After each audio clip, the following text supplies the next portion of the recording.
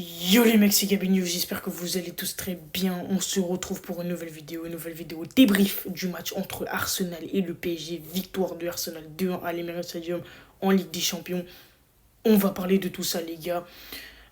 Voilà les gars, honnêtement je suis pas d'humeur les gars. J'ai vu le match il y a 45 minutes les gars. Oh là là, c'est pas possible. Donc voilà les gars. Mais avant que la vidéo commence, n'hésitez pas à vous abonner, à liker comme d'habitude si ce n'est pas déjà fait. Sur ce les gars, on est parti. On est parti. Et on va commencer par Luis Enrique. Parce qu'il y en a beaucoup aujourd'hui, les gars, qui vont tomber sur Luis Enrique. Et aujourd'hui, ils vont nous dire oui, mais c'était de la faute de Luis Enrique parce qu'on a perdu, parce qu'il n'a pas mis Dembélé, est-ce qu'il paraît que c'était mal comporté, mais c'est une honte, mais en fait, c'est n'importe quoi. Les gars, il va falloir remettre un peu les choses en place. Il va falloir remettre les choses en place, mec. Il y a 2 ans, les gars, il y a 3 ans, quand il y avait Messi, Neymar, Mbappé, les gars. Et quand, les gars, Messi, Neymar, Mbappé ne respectaient pas le club, ils crachaient sur la gueule ils crachaient sur le club, les gars. Là, on disait, ouais, mais c'est pas normal, l'entraîneur, il a aucune autorité. Nasser, qu'est-ce qu'il fait? Leonardo, il fait n'importe quoi. Mais par contre, quand on met de l'autorité, les gars, quand on dit, Dembélé, tu n'es pas convoqué parce que tu t'es pas bien comporté avec le Enrique, là, on dit, non, mais c'est n'importe quoi. Non, à un moment, faut arrêter, les gars. Faut savoir ce que vous voulez. Les gars, vous voulez un PSG qui se fait victime par ses joueurs ou vous voulez un PSG qui se fait respecter? À un moment, faut arrêter, les gars. À un moment, il faut arrêter. Je sais que Dembélé, les gars, c'est un élément très important pour notre équipe. Mais non plus, les gars, on va pas le laisser cracher à la gueule du club. C'est pas possible. Donc pour ceux, voilà, c'est juste une petite parenthèse. Donc pour ceux qui disent que c'est la faute de Luis Enrique, pas du tout d'accord. Dembélé, les gars, a très mal parlé à Luis Enrique, apparemment, les gars. Donc du coup, c'est normal qu'il soit puni, qu'il soit sanctionné. Donc voilà, ça c'était une petite passe que je voulais dire aux supporters parisiens qui disaient que c'était la faute de Luis Enrique si tout simplement les gars on avait perdu. On est parti vraiment pour le débrief. Donc on va commencer par dire que honnêtement, aujourd'hui, on a pas mal joué. On a pas mal joué. On a bien commencé le match sur les 15, 20, 30 premières minutes. On a fait un truc sérieux. Sauf qu'à la 20e minute, tu te prends un but sur une erreur. Tu te prends un but sur une erreur. Tu te prends un but sur une erreur et les deux erreurs sont flagrantes. Les gars, Trossard récupération au milieu de terrain, il arrive, il avance. Il y a Zaïre Emery, Vitinha en marquage, ils ne mettent pas le pied. Trossard fait un centre mielleux pour Havertz qui marque de la tête sur une sortie dégueulasse. De Donnarumma, les gars. À chaque fois qu'on parle d'erreur, de bourde, de cafouillage, qu'est-ce qu'on entend? Donnarumma, wesh les gars, doucement. Et oui, Donnarumma est encore impliqué dans une bourde.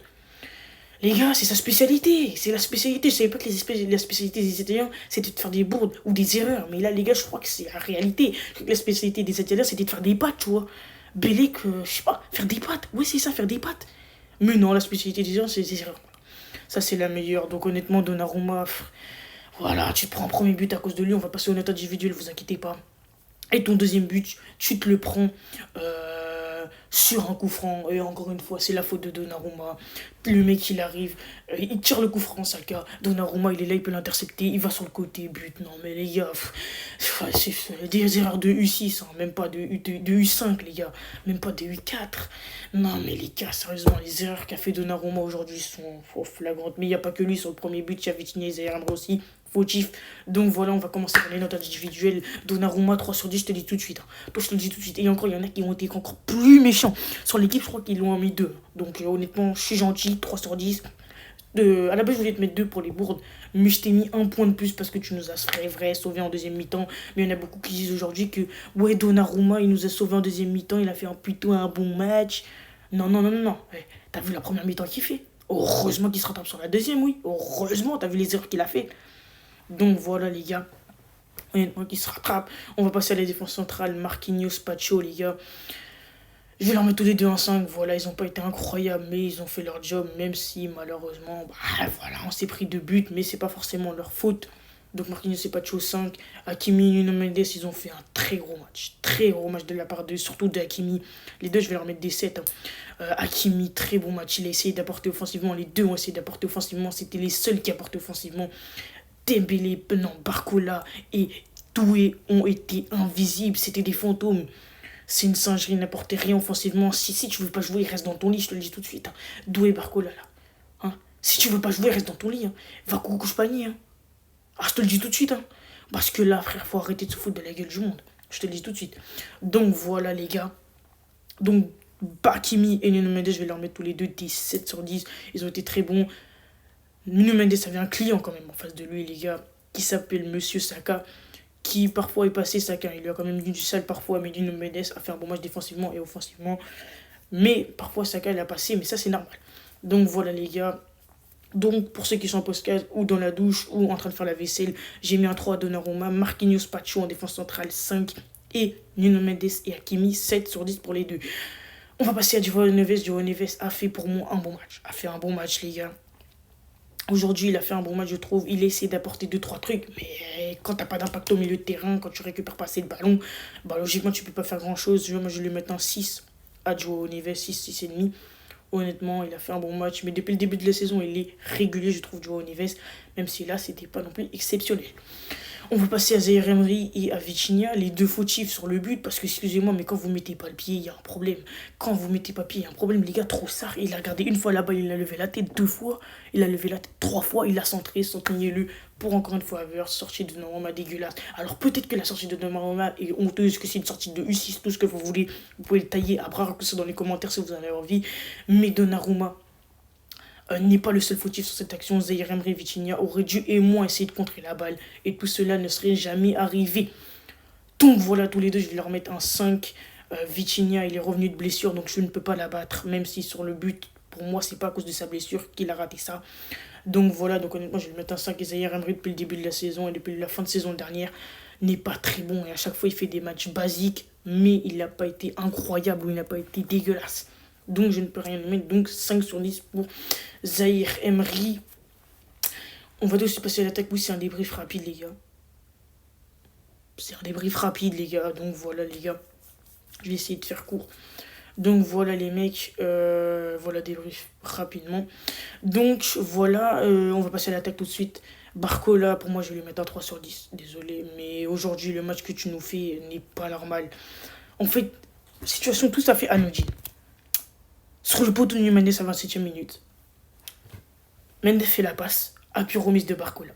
Si Barcola a envie et qu'il est dans ses grands jours, et on retrouve le Barcola de Rennes le week-end dernier, oui, le Barcola percutant tout court, le Barcola qu'on aime, il va dans la profondeur. Et Nuno Mendes se fait la passe. Sauf que là, il est resté debout, il l'a laissé partir. Tranquillement, Nuno Mendes frappe poteau. Heureusement, peut-être que si aurait eu but, j'aurais jamais dit ça, mais je l'aurais quand même dit. Si je l'aurais dit, j'ai dit un truc incompréhensible à l'EJ. Ouais, bon, bref, passons. Bégayement, désolé les gars. Donc voilà, mais normalement, si Barcola, on retrouve le Barcola d'avant les gars, il serait parti dans la profondeur, ce qui n'a pas été fait. Donc pour moi, c'est un 3 sur 10. Excusez-moi de vous le dire.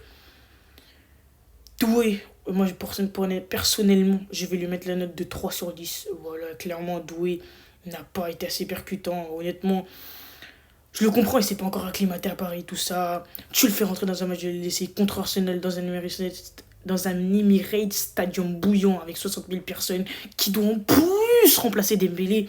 Donc, il n'a pas été très bon. Je ne lui en veux pas trop, mais quand même, les gars, je vais lui mettre un 3 sur 10. Ici, on dit les termes. Il n'a pas été bon, il n'a pas été bon. À un moment, il faut le dire. Donc, voilà, les gars. Et on va passer au dernier joueur noté. Au dernier joueur noté, les gars, Lee Kang-in. Donc, moi, les gars, je vais lui mettre un bon 6,5 à Lee Kang-in. Il a été bon.